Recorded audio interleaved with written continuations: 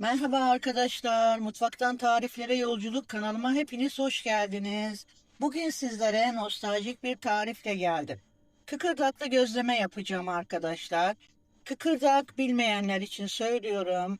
Kuyruk yağının eritilerek yağ tamamen alındıktan sonraki kalan kısmı. Ben iç malzemem için biraz toz biber, tuz, soğan ve sivri biber kullanacağım. Ayrıca hamurum içinde tuz, maya ve suyla yoğuracağım hamurumu. Ama isteyen mayasız da yapabilir. Gözlemeler genelde mayasız yapılıyor ama ben bugün maya ile yoğuracağım hamurumu. Hadi şimdi vakit kaybetmeden bir an önce tarifimize başlayalım. Şimdi sivri biberlerimizi şöyle biraz ince bir şekilde doğrayacağım.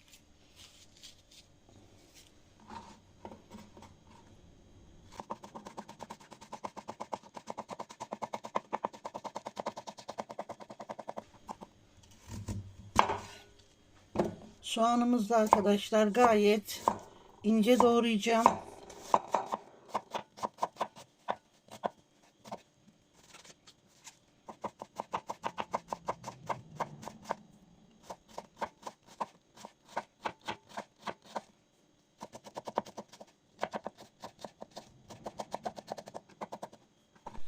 Şimdi kıkırdakları doğrayacağım arkadaşlar. Biraz yağlı olduğu için ben elime eldiven giydim. Ve bunları ince ince kıyacağım.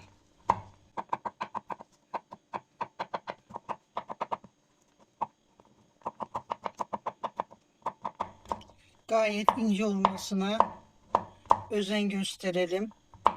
Gayet ince bir şekilde kıyalım bunları.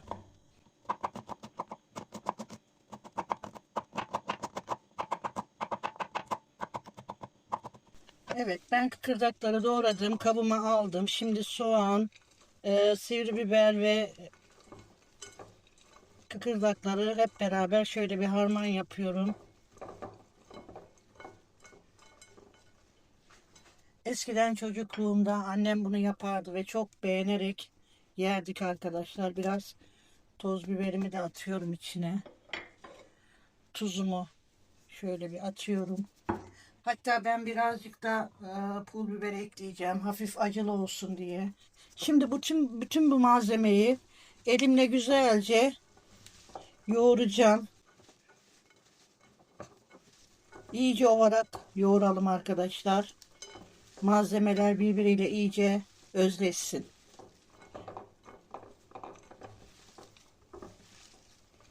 Daha sonra bir yarım saat kadar bekleteceğim. Ovduğum tuzla beraber soğan da iyice içinde kendini bıraksın diye. Ben size bunu annemin yaptığı orijinal haliyle yapıyorum. Belki farklı malzemeler de koyabilirsiniz. İsteyen maydanoz veya farklı baharatlar da koyabilir. Ama ben tercih etmedim. Orijinal haliyle size yapmak istedim arkadaşlar. Şimdi bunu bir yarım saat kadar bekleteceğim. Bu arada da hamurumu yoğuracağım. Arkadaşlar ben hamurum için 3 su bardağı kadar un kullandım. Şimdi bir tatlı kaşığı kadar tuzumu atıyorum. Çok az da bir maya koyuyorum.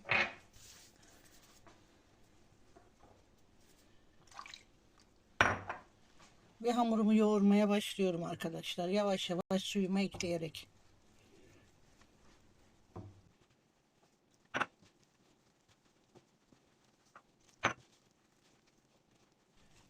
Ben hamuru 3 su bardağıyla yapıyorum ama siz kişi sayısına göre arttırabilirsiniz. Biz 2 kişi olduğumuz için bu kadar bir şekilde yapmayı düşündüm. Kalan malzememi de eğer iç malzemem kalırsa dolabıma koyacağım difrize. Daha sonraki e, yaptığım zaman tekrar kullanacağım. Hiçbir şey olmaz arkadaşlar. Dolabınıza rahatlıkla koyabilirsiniz kalan malzemenizi. Daha sonra tekrardan kullanabilirsiniz.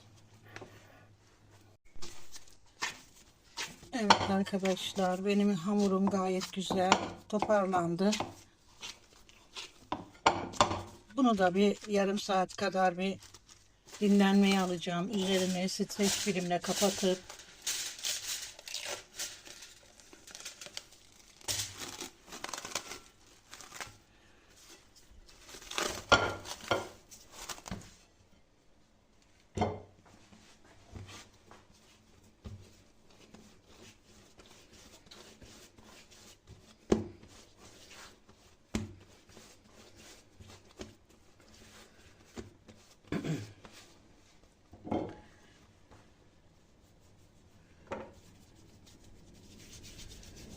şimdi bezelerimi yapıyorum.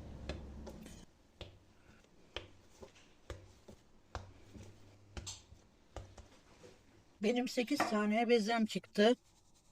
Şöyle hafif üzerine unlayacağım. Şimdi biraz un koyuyorum şöyle.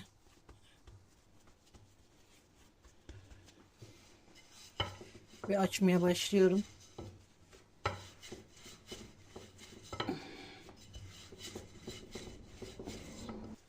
Çok büyük açmayacağım arkadaşlar. Kızartmak için. Evet, bu kadar yeterli.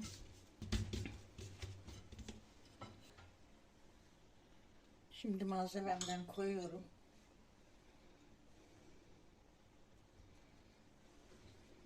Şöyle kapatıyorum. Elimle şöyle bir düzeltiyorum. Şimdi çatalımızla şöyle bastıralım kenarlarını.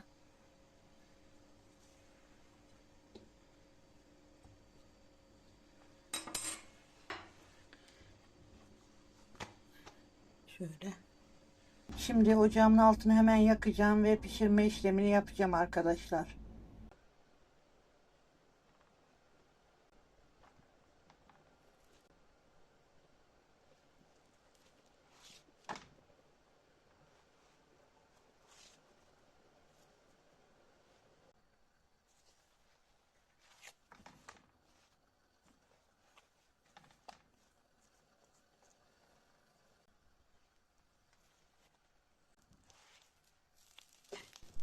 Evet arkadaşlar, kıkırdaklı gözlemelerimiz hazır.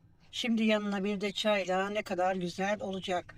Videomu buraya kadar izlediyseniz kanalıma abone olmayı, bildirim zilini açmayı unutmayın arkadaşlar.